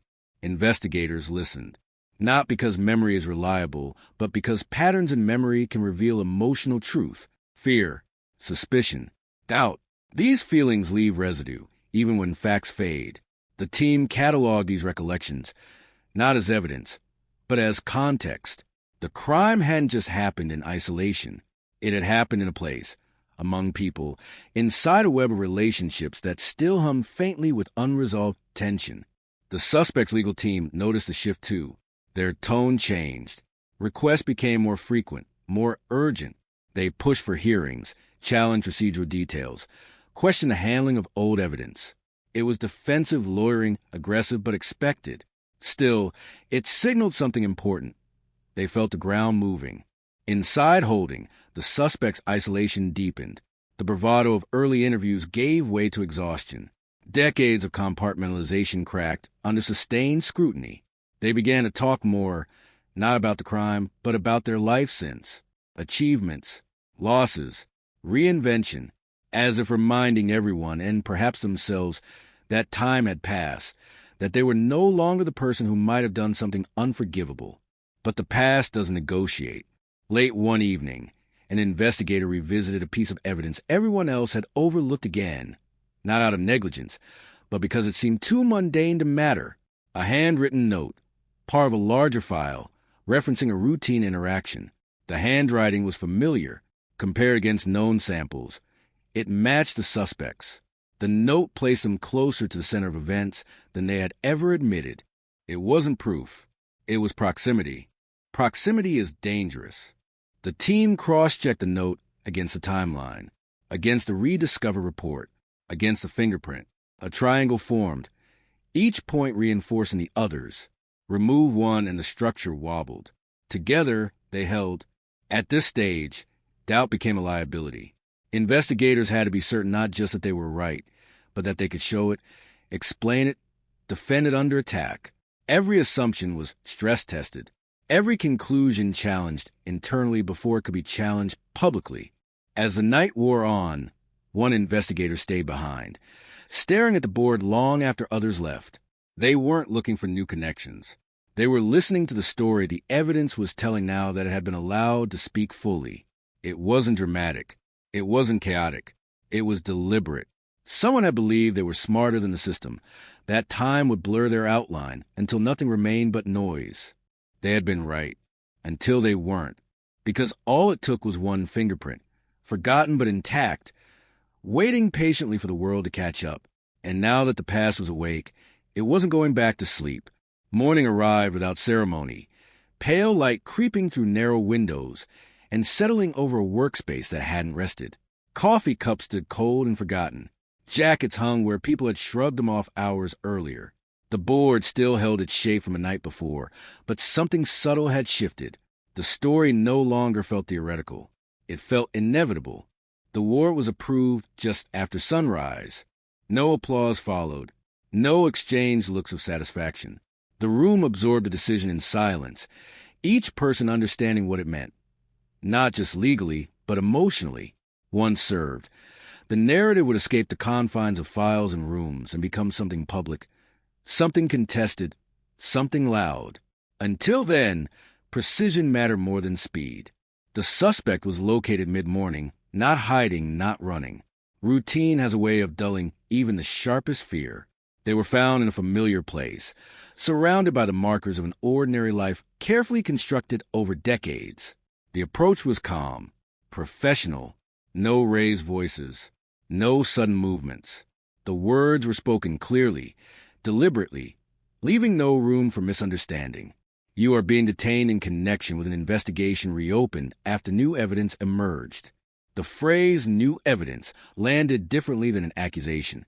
It suggested inevitability rather than confrontation. The suspect didn't resist. They didn't ask questions. They nodded once, slowly, as if acknowledging something they had already accepted privately. The handcuffs closed with a sound that felt louder than it was. Metal meeting wrist, past meeting present. At the station, procedure unfolded with mechanical neutrality. Fingerprints were taken again, this time not as routine intake, but as confirmation. The match held. Of course it did. The suspect watched the process with a distant expression, eyes fixed on a point no one else could see. When the cuffs were removed, the weight didn't disappear. It lingered, invisible but heavy. The interrogation room was different now. Not hostile, not tense, just honest. The investigators didn't rush. They laid the evidence out carefully, piece by piece, not as an argument, but as a reconstruction. The fingerprint, the misfiled report, the note, the inconsistencies, the timeline narrowing until there was no room left to stand outside it. Silence stretched. This time, the suspect didn't feel it. Minutes passed. A clock ticked. Air circulated softly. When they finally spoke, it wasn't to deny anything. It was to ask how much the family knew, how much the public would be told, how their life would be described when stripped down to its worst moment. That question said more than any confession could have. They began to talk. Not in a rush, not dramatically, but with the careful resignation of someone who understands that the story is no longer theirs to control. Details emerged slowly, some clear, others blurred by time or selective memory. They spoke of fear, of panic, of a moment spiraling beyond intention. They didn't ask for forgiveness. They didn't justify. They narrated. Investigators listened, guiding gently when necessary, letting the account settle into the existing framework of evidence. Where the story aligned, they nodded. Where it diverged, they asked for clarification. There was no shouting, no emotional release, just a steady collapse of a structure built on omission. Outside the room, word spread through the building. The case was no longer unsolved. That label, worn for so long, peeled away awkwardly, leaving raw edges behind. Some investigators felt relief. Others felt something closer to grief. Not for the suspect, but for the time lost, for the years the truth had waited in silence. The family was notified again, this time with finality. The conversation was different. No careful language. No hedging. Just facts, delivered gently but firmly. Reactions varied. Tears. Silence. Questions without immediate answers. Closure isn't a door that swings open cleanly. It creaks. It catches. It reveals rooms people aren't sure they want to enter. News broke by afternoon. Headlines move fast, compressing decades into sharp phrases, dramatic verbs, clean timelines. A cold case solved. A suspect identified. A fingerprint overlooked, now decisive. The public consumed it hungrily, scrolling past images of a person they'd never noticed before, now frozen in a moment of disgrace. Online, speculation bloomed instantly. Armchair analysts dissected motives.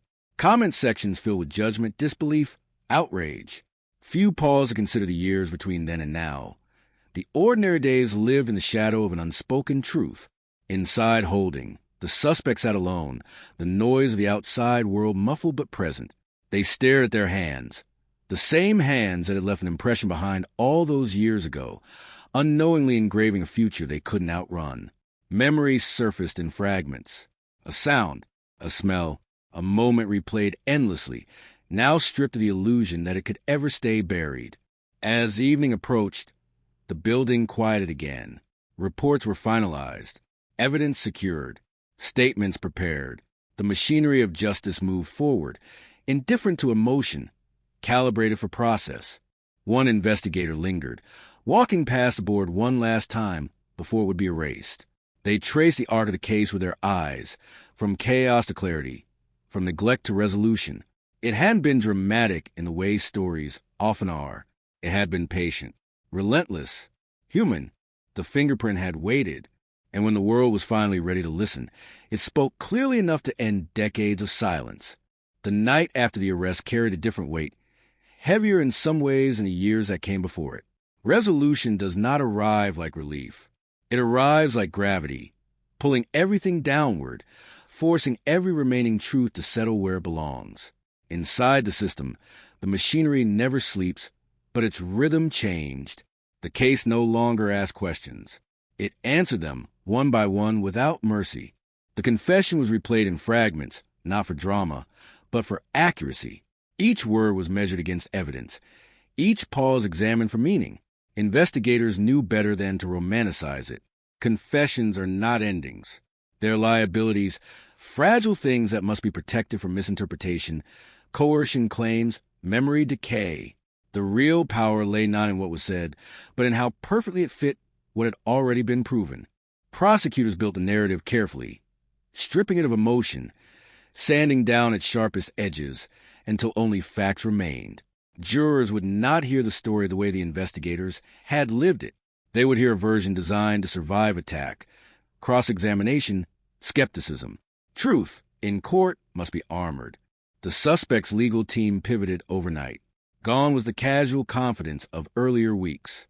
Motions flooded in, requests to suppress evidence, challenges to chain of custody, questions about contamination and bias.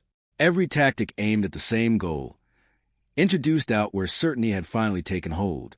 They didn't argue innocence. They argued imperfection. But imperfection had been anticipated. The fingerprints journey was documented with obsessive care. Every hand it passed through, every box it slept in, every room it waited behind. The misfiled report was contextualized, not as negligence, but as human error in an era before digital redundancy. The defense searched for cracks. They found seams, but nothing that split. Public attention intensified. News vans parked where they never had before. Microphones were raised toward anyone willing to speak. Former neighbors, distant acquaintances, people who had brushed past the suspect years earlier suddenly became voices in the story, each claiming insight, suspicion, hindsight. The narrative expanded outward, fed by speculation and appetite. The family stayed away from it all. They chose silence. Not because they had nothing to say, but because too much had already been taken. Closure, if it existed at all, would not come from headlines or interviews. It would come quietly, in private moments when the past loosened its grip just enough to breathe again. Inside the holding facility, time slowed. The suspect's days blurred into routine. Meals served on trays, lights dimmed and raised on schedule. Conversations reduced to procedural exchanges. In that quiet, the weight of decades pressed inward. There was no audience now, no performance, only memory and consequence. They requested to see the evidence again, not to challenge it, to understand it. An investigator sat across from them, sliding photographs and documents across the table, explaining not why the evidence proved guilt, but how it had survived, how a single impression, missed and miscategorized, had endured moves, audits, reorganizations, how it had waited without intention, without awareness, until technology caught up. The suspect listened, nodding occasionally, eyes fixed on the print that had ended everything. They didn't touch it. They didn't need to. It had touched them first, years ago, sealing a future neither had fully understood at the time. Court dates were set. Calendars filled. The case entered its next phase, slower, more rigid, governed by rules that cared nothing for narrative elegance. Delays were inevitable. Appeals anticipated. Justice, when it finally arrives, rarely does so quickly. Yet something fundamental had changed. The community felt it. The tension that had lingered unnamed for years began to dissipate, replaced by something more complicated. Relief mixed with anger. Satisfaction tangled with grief. People revisited their own memories, reinterpreting moments through the lens of new truth. Some felt foolish. Others felt vindicated. Most felt unsettled. Because solving a crime doesn't erase it. It clarifies it. And clarity can be brutal. In the days that followed, investigators were asked the same question repeatedly. Why now? Why did it take so long? The answer was never simple. It involved technology, resources, persistence. It involved luck. But beneath all of it was a quieter truth. Cases don't solve themselves. They wait for someone to care enough to look again. One investigator returned to the evidence room late one evening, long after the case had moved on officially. They stood where the boxes once sat, now empty, their contents reclassified and secured elsewhere. The space felt hollow, but also complete. The waiting was over. The fingerprint was no longer forgotten. It had fulfilled its purpose. And in doing so, it had reminded everyone involved of a truth that lingers long after the headlines fade. The past is not passive. It watches. It remembers. And given enough time, it will always find a way to be heard. The courtroom did not feel like a climax. It felt like a reckoning delayed too long to be dramatic. Wooden benches bore the quiet weight of spectators who had come seeking something they could not quite name. Justice, perhaps, or confirmation, or the simple human need to witness an ending, even if that ending came decades after the beginning. The suspect entered without spectacle. No cameras allowed inside. No dramatic music. No final looks exchanged. Just a person walking into a room where time had finally caught up. They looked smaller than the image the media had constructed. Less a villain, more a reminder of how ordinary the source of devastation can be. The prosecution began without flourish. They did not tell a story. They built one, piece by piece, methodical, restrained, relentless. The fingerprint was introduced early, not as a revelation, but as a foundation. In large images displayed the ridges, the loops, the points of comparison that had waited silently for decades. An expert explained the science without passion, only precision. This was not opinion. This was identity. The defense objected. Of course they did. They challenged the age of the evidence, the storage conditions, the possibility of contamination. The objections were expected, necessary even. Each one was addressed calmly, supported by documentation thicker than the original case file ever was. The system, once careless, now overcorrected. Witnesses followed, not the kind that cry or point fingers, but the kind that reconstruct reality. Analysts, technicians, investigators who had not been alive when the crime occurred, yet knew it intimately through paper and data. They spoke in timelines and probabilities, in correlations that formed a lattice too dense to escape.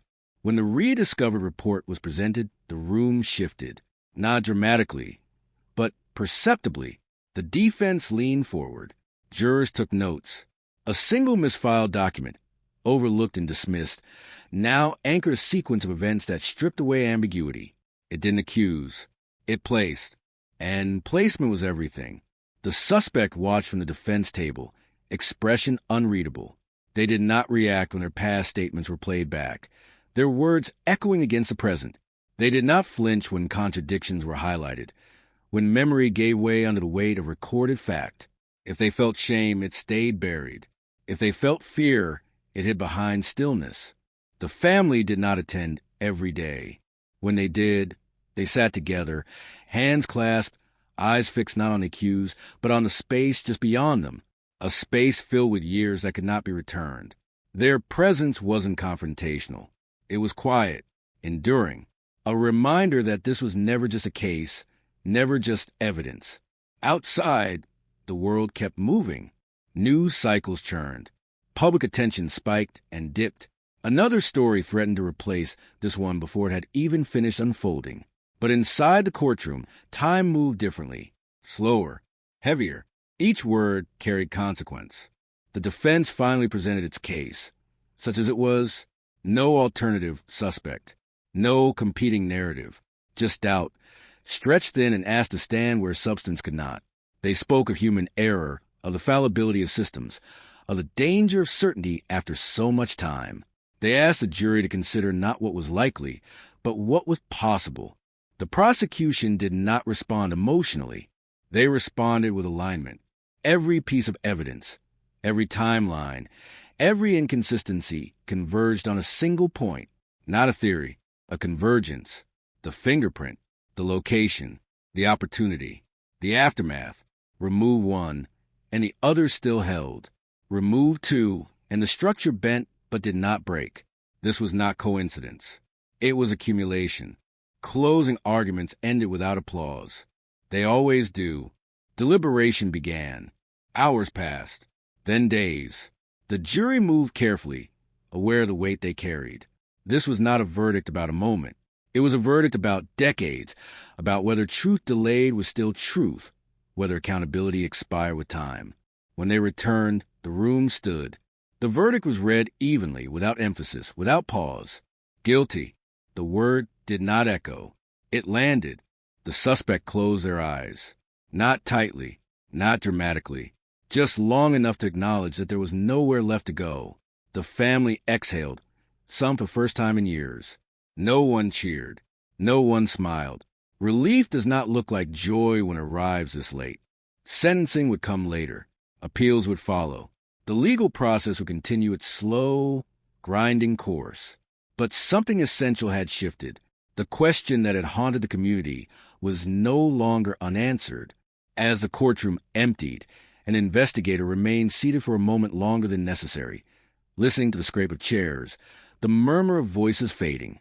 They thought about the fingerprint again, not as evidence, but as a symbol of patience, of endurance, of the idea that truth does not demand urgency.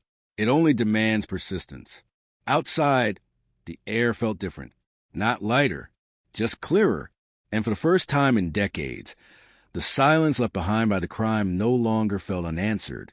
The sentencing phase stripped away any remaining illusion that the story was over. Verdicts close doors, but sentences decide what kind of silence follows. The courtroom reconvened under a different tension, one less uncertain but no less heavy. This was no longer about proving what happened. It was about deciding how the world would respond to it. The judge listened without expression as impact statements were read. Voices carried years inside them, years of birthdays missed, holidays marked by absence, ordinary days bent permanently out of shape. There was no attempt at poetry, no appeal to sympathy. Just facts lived too long to be softened. The words did not accuse. They described. Description in this room was enough. The defendant chose to speak, not to deny, not to explain, just to acknowledge. The statement was brief, rehearsed or perhaps exhausted into simplicity. Regret was expressed without drama, framed as something discovered late rather than felt early. The apology did not ask for forgiveness. It asked for understanding, which is not the same thing. The room received it without reaction. Some truths arrived too late to change the weather. The sentence was delivered calmly, a measured response calibrated by statute and precedent. Years were named, conditions outlined, consequences fixed into language that would outlast the speaker. As the word settled, the defendant nodded once, as if confirming what had already been accepted internally. Time, after all, had been preparing them for this moment longer than anyone else in the room. Outside the courthouse, microphones waited, hungry for reaction. Investigators declined comment. The family declined visibility. There would be no soundbite that could hold what this meant. The case did not belong to the public in that way. It had never really belonged to anyone at all. The days that followed felt oddly hollow. Paperwork replaced purpose. Evidence inventories were finalized, then archived again, this time with resolutions stamped across their labels. The board came down. Photos were removed. Lines erased. The room that had carried the weight of obsession returned to neutrality, ready for the next unanswered question. For those who had lived with the case, the absence was disorienting. Cold cases demand patience, but they also offer companionship. They linger.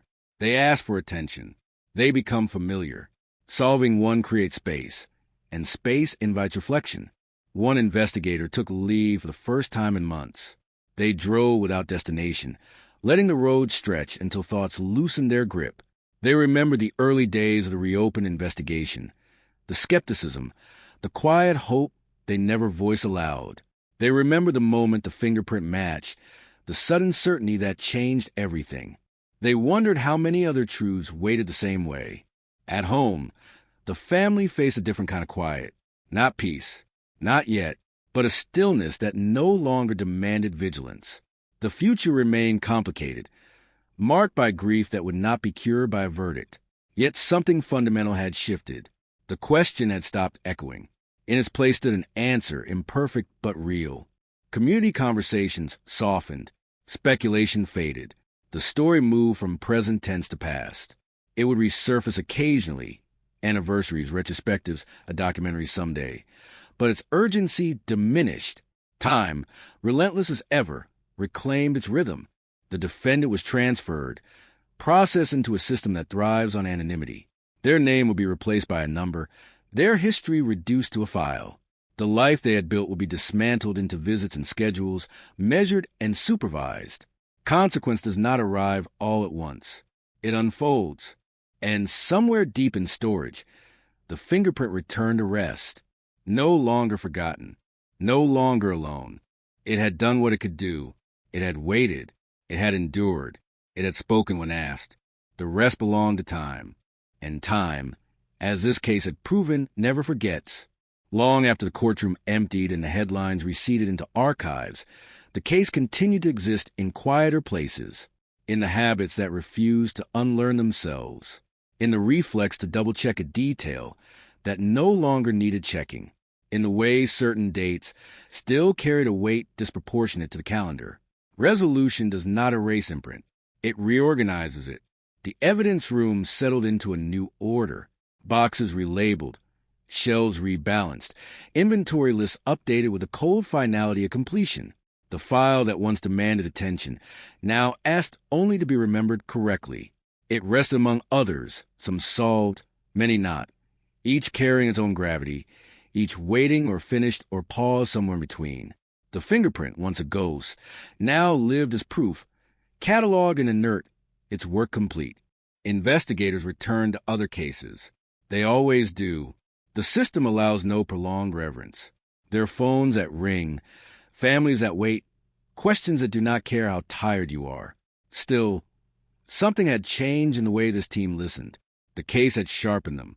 It had reminded them that patience is not passive, that attention compounds, that truth often hides in places deemed too ordinary to matter. In briefings, the story was referenced without being told. A shorthand formed. Remember the misfiled report. Check the margins. Ask why something was dismissed. These weren't rules. They were scars turned into instincts. The family found their own rhythm again. Not the old one, that was gone, but new cadence shaped by acceptance rather than uncertainty. Photographs were moved. Some displayed more openly. Some put away. Conversations about the past became less tentative, less fragile. They could speak names without bracing for the unanswered question that used to follow. There were moments of anger. There always are. Moments when the finality felt insufficient, when no sentence could balance the scale. But there were also moments of unexpected calm, when the weight lifted just enough to notice the present. Healing didn't arrive as a single event. It arrived in increments, unannounced. The community, too, adjusted. The story slipped into local memory, told with fewer embellishments as facts replaced rumor. People corrected each other now. That's not what happened. This is what happened. Accuracy became a kind of respect. The crime stopped being a mystery and became a lesson, one carried quietly forward. Some nights, an investigator would still think about the moment the fingerprint matched, not with pride, with humility, about how close it had come to never being seen, about how easily the truth could have remained miscategorized, mislabeled, forgotten. The thought was unsettling, but also clarifying. It meant the work mattered, not the accolades, not the closure, the work itself, the act of looking again. of refusing to accept that time alone decides what is remembered and what is lost. Years from now, someone new would open a drawer, scan a shelf, touch a box without knowing the story it once carried. They would see a label, a date, a status mark resolved. They would move on, unaware of the decades that once pressed against that cardboard and paper. And that was the point. The case did not need to be relived to be honored. It needed to be finished. Finished honestly. Finished completely. Finished in a way that allowed the living to continue without unanswered echoes trailing behind them. The fingerprint had waited long enough. So had everyone else. And in the end, there was no grand moral, no clean symmetry. Just a simple, enduring truth that remained after everything else faded. The past does not disappear when ignored. It waits. It preserves itself in fragments and margins and overlooked impressions. And when someone finally listens closely enough, it speaks, not loudly, not urgently, but clearly enough to change everything. That clarity was the ending. Not loud, not triumphant, just real. Time moved on, as it always does, but it carried the case with it in subtle ways, folded into training manuals, whispered through late-night conversations between detectives who had learned to distrust the word forgotten. New recruits heard fragments of the story without names attached, lessons disguised as cautionary anecdotes. Always recheck the margins. Always question why something was dismissed.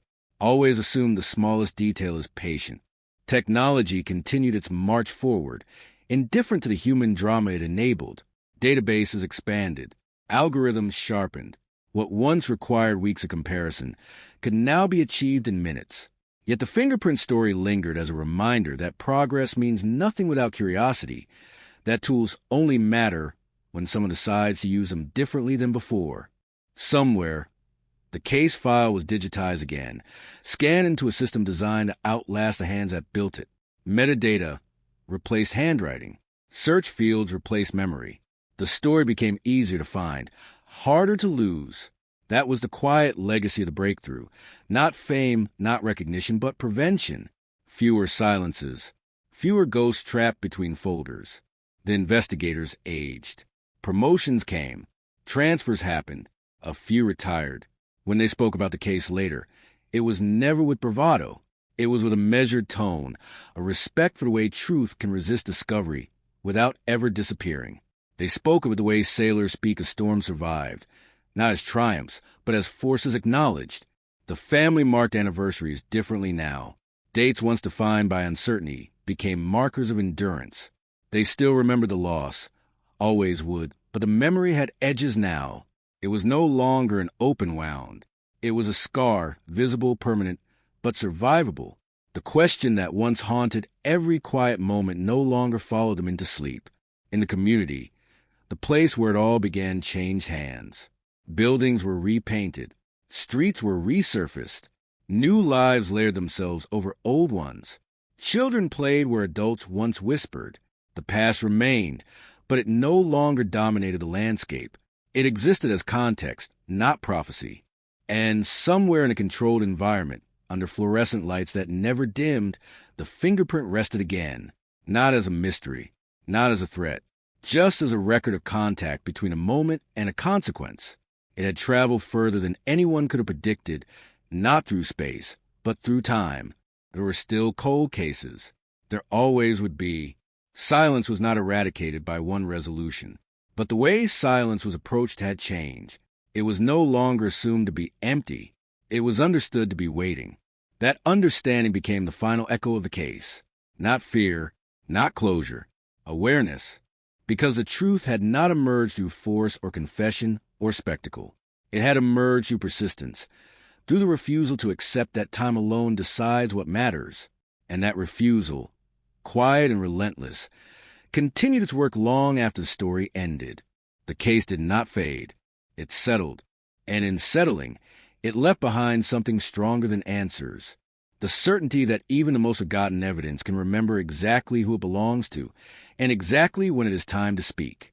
Years later, when the case has stopped being a headline and become a reference point, it still surfaced in unexpected places. In conference rooms where detectives argued over whether to reopen something everyone else had written off. in evidence lockers where a junior technician hesitated before sealing a box, running a finger once more along the label, asking silently if it truly said everything it needed to say. The story lingered not as legend, but as pressure, a quiet insistence that nothing should be assumed finished just because it had gone quiet. There was no anniversary ceremony, no plaque, no official closing statement read aloud to an empty room. The ending did not arrive with a ribbon tied around it. It arrived gradually, the way a sound fades after a long echo, leaving behind the awareness that something had been there, something real, something that mattered enough to leave a trace. The investigators who had carried the case the longest learned to live without it. At first, the absence felt wrong, like reaching for a tool that was no longer in its place. Then, slowly, it became space, room to notice other details, other silences. The case had trained their attention in a way no manual ever could. It had taught them how easily truth could be overlooked, and how stubbornly it could endure anyway. Sometimes, in quiet moments, one of them would replay the earliest days of the original investigation in their mind, not with blame, not with superiority, but with understanding, different tools, different pressures, different limits. The mistake had not been malicious. It had been human, and that, more than anything, was the uncomfortable lesson. Human systems fail in human ways, quietly, incrementally, without malice or intent. The defendant adapted confinement the way people adapt to anything given enough time. Routine replaced resistance. Days were measured, not imagined. The world outside continued without them, reshaping itself in ways they would only ever hear about secondhand. Regret did not vanish. It settled, became part of the landscape of thought, unavoidable, unmovable. Consequence, at last, had a shape. The family carried forward with something they hadn't had before. Not peace, not forgiveness, but certainty. The story of what happened no longer shifted when told. It no longer invited speculation. It stood still, fixed, unchanging. That stability mattered. It allowed memory to exist without constantly reopening the wound of not knowing. In time, the community stopped associating the place with the crime. That, too, was a kind of resolution. Life reclaimed ground once held by fear. The past did not disappear, but it lost its power to define the present. People moved on not because they forgot, but because they were no longer trapped in uncertainty. Somewhere deep within the system, the file remained accessible, complete, unambiguous. Not waiting, not whispering. Finished. It no longer asked to be rediscovered. It no longer needed advocacy. Its work was done, and yet its impact endured. Because every solved cold case changes the ones that remain. It challenges the assumption that time is an eraser. It proves that neglect is not the same as absence. It reminds everyone who touches the system, investigators, analysts, clerks, families, that truth is not bound by urgency. It does not decay simply because years pass. The fingerprint had never demanded attention. It had only waited.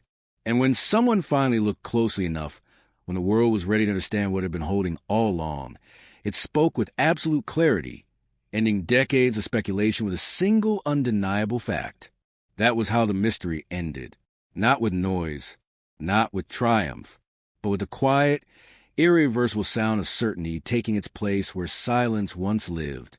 The tape keeps rolling because the story refuses to end where the court transcript does, because even after the verdict ink dries, there is a residue in the air, something metallic and unresolved, and the voice lowers again as if stepping back into the room where it all began, the room that never truly emptied, where the evidence boxes were stacked like coffins and the past waited with its eyes open.